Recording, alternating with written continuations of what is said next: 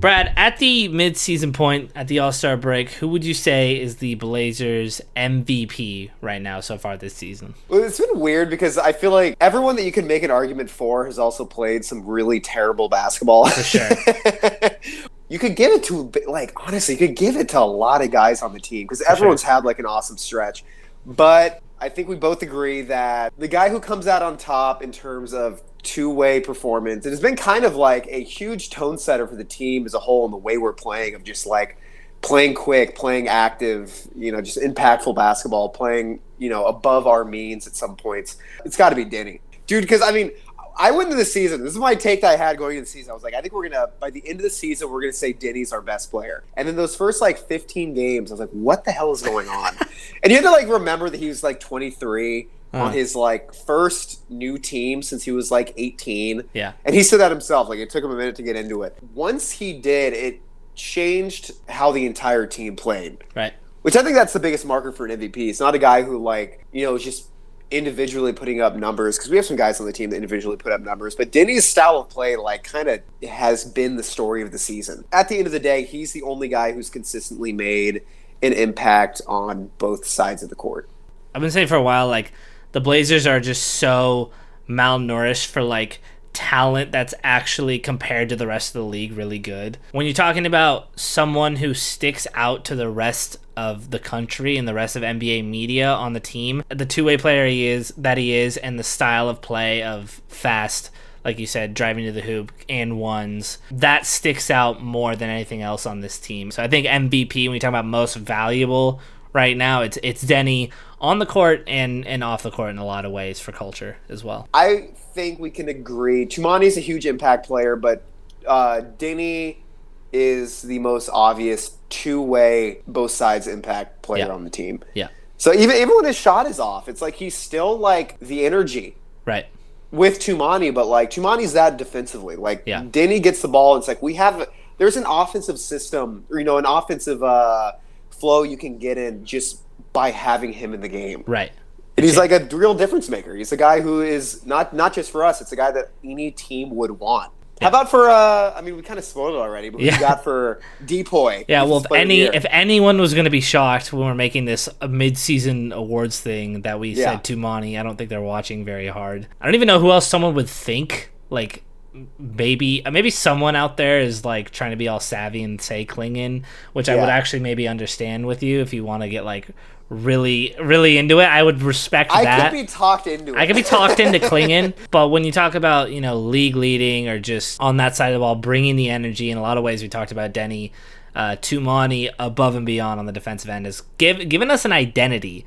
And that's maybe the other reason, if you were to say Tumani for MVP, I could also hear out the argument, just because the one great stretch of basketball we played this year was marked by mostly how well Tumani was playing on the defensive end. And then it was it was kind of people interchanging nights of carrying it on the offensive end, sometimes Tumani as well. But it was night in, night out for 11 games. Tumani was bringing it on the defensive end. He is leading the lead in charges taken. He gets so many other offensive fouls taken as well, just creating turnovers in that sense. He's guarding 1 through 5, sometimes all the way up and down the court. Hands down, Tumani has been the defensive player of the year, and I think now everyone's just kind of wondering, can he be a second team all defense type player? Yeah. Is this all he has, or can he also develop on the offensive end? There's a lot more questions to be had, but I think we're sitting here pretty grateful that we have someone who is even in the question of being first or second team all defense, because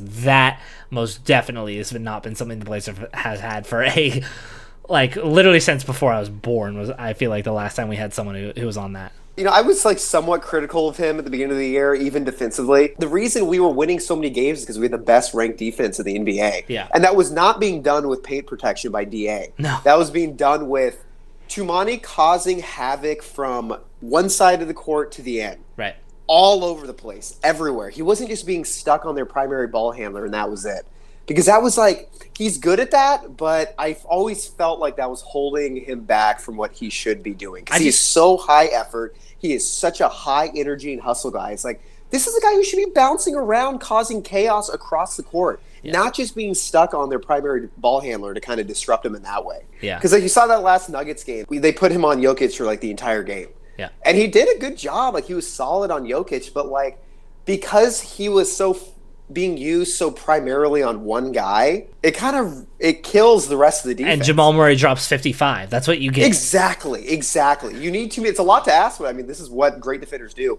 He needs to be used everywhere, and when he is awesome. There's a lot of guys who I think have stepped up their game this season. Who is the most improved player on this team from not just defensive aspect, but the entire game? Well, I mean, it's so. I mean, we agree on all these. Just so everyone knows, we agree on every single one of these. And it is with so much joy that I say it is Scoot Henderson. Yeah. A lot of people say like, oh, like these Scoot haters doubted him, blah blah blah. Yeah. Scoot was on every single metric, the eye test, any advanced stat you want to use. He was one of the worst players in the history of the NBA for about 100 games. Yeah. It was not like a normal like rookie point guard having a tough time adjusting. It was way different. And you read about, how things turned around, and it was like a switch was flipped. Yeah. It wasn't like he was getting into the swing of things, blah blah blah blah blah. No, he realized that he was playing terrible. This is based off that Jason Quick article. Mm-hmm. He realized he was struggling mightily. Chauncey realized he was struggling mightily. Chauncey challenged him. He responded. He's had such an awesome stretch shooting the ball. That's opened up the rest of his game for his passing and his driving. He's found a role defensively, which has been awesome. Just being like, again, a chaos creator, playing those passing lanes, racking up steals. Because I think he understands that he sometimes gets lost off ball. So he's finding ways to impact defense that way. But yeah, it's been awesome. Now he's in the game, and you're excited that he could be a huge difference maker. And he's done it now like 20 games. It's awesome. Yeah. I'm so stoked. I'm so happy to see it. I think you've got him as your most improved too. Oh yeah, correct? For sure most improved. And I mean, it's mostly that case because of, like you said, how far down he was. Like if we're talking like a pure, like how much improvement did you like net gain from where you were last year to this year? I think he had so much room to grow that it's pretty obvious. But what I'll also say is that it's not just that he like came from the depths and is like an okay player now. It's like he's shown those flashes of like a 39-point game, and he's really turned down the turnovers, the 3-point shooting. He had the best pull-up 3-point shooting percentage in the month of January. Like, he's shown flashes of things that you're like, oh, this is why we took him third. Exactly, right? yeah. It's not just things where it's like, okay, he's like not gonna be a complete bust. Like, he's not gonna be, a Marvin Bagley. We don't have a Marvin Bagley situation on our hands. It was looking like that too. It was close. Like, people were ready to fully call him dead in the water. Our next award that is pretty easy to pin down on this one because it's Rookie of the Year, and there's only one spot up for it. But what I'll say is that Donovan Clingan. Justin Minaya, baby. Yeah, Justin Minaya, he's the one. He feels like he's on his like fourth. I mean, I know he's played.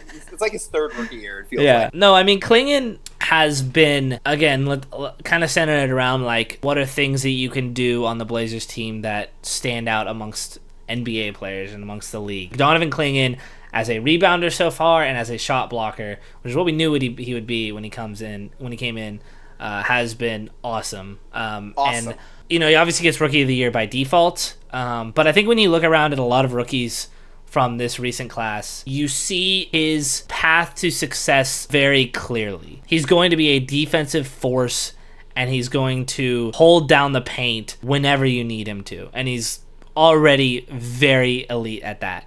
Yeah. The rest of his game, elite at that. The rest of his game, the touch leaves a lot to be desired. He's showing something. He's showing flashes, like in that last game against the Nuggets, he showed some flashes.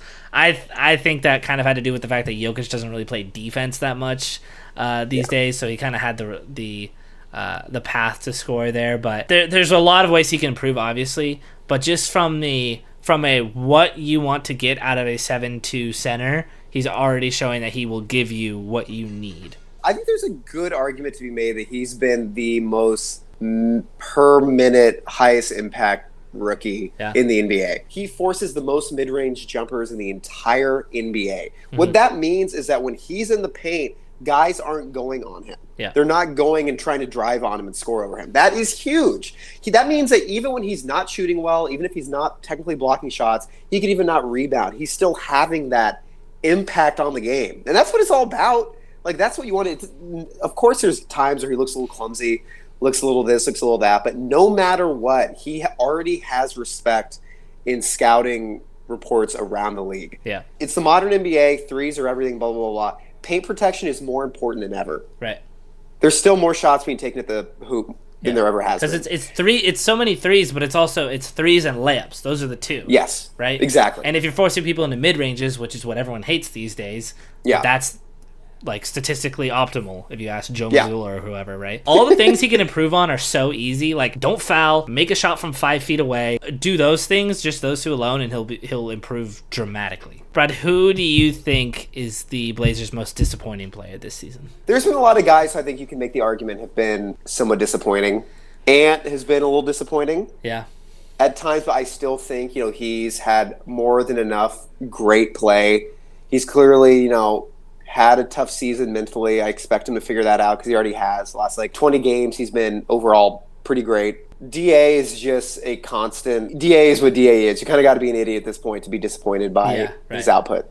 But I think we got to give it to Shaedon because he's another guy who's had some good stretches, but they've been.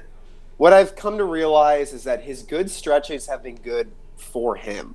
Like, they haven't been good for this is a high impact NBA player. He had 15, 20 or whatever double-digit scoring games in a row, which is cool. It's nice, but it's the same issues as we've been worried about, where it's like his motor still seems super low. He is talented, can create off the dribble. He's great finishing around the rim, but he seems to like to settle for threes and not the greatest shot selection. And it's tough because he shoots 6-7 threes a game in his league worst efficiency wise. So we want to see him show flashes of being a high impact player. And I feel like even when he goes off for these 20, 25 point games, it looks like, okay, this is a guy who could maybe be a good six man because his defense has really never been there. It's improved a little bit in the last 5 games or so, but it's been far from being a positive. Where my head's been landing for Shaedon recently is that it feels like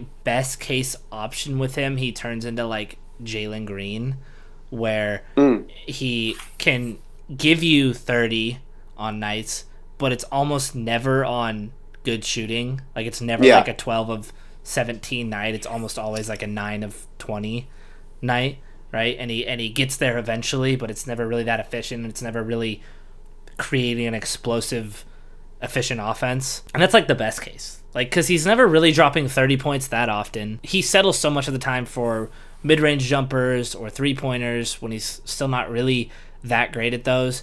He's bad at three-point shooting. Yeah, he's a bad three-point shooter. Bad three-point shooter. An obscene amount of games. And I don't really hate that he's taking three-pointers because he's just he really needs to get better at them in order for that Jalen Green level scoring to get unlocked. But he's such a good slasher to the hoop.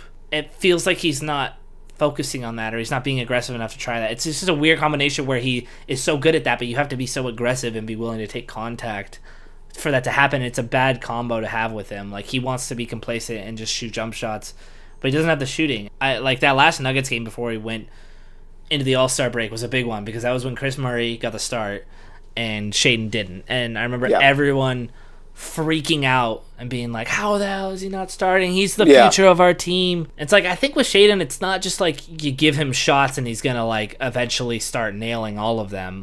This seems like a psychological ordeal to deal with more than just go out there and get your run, you'll eventually start getting better type thing. This seems like a Shaedon needs to kind of be rewired and unleashed. Can I tell you my Shaedon theory? Yeah, let's hear it. So I don't think that the Blazers are doing this on purpose, but I think Joe Cronin is okay with it in the sense that Shaedon is now on his 3rd year on the team. He's still very young. He's the youngest player drafted from that class, more or less, in the top, in the lottery at least.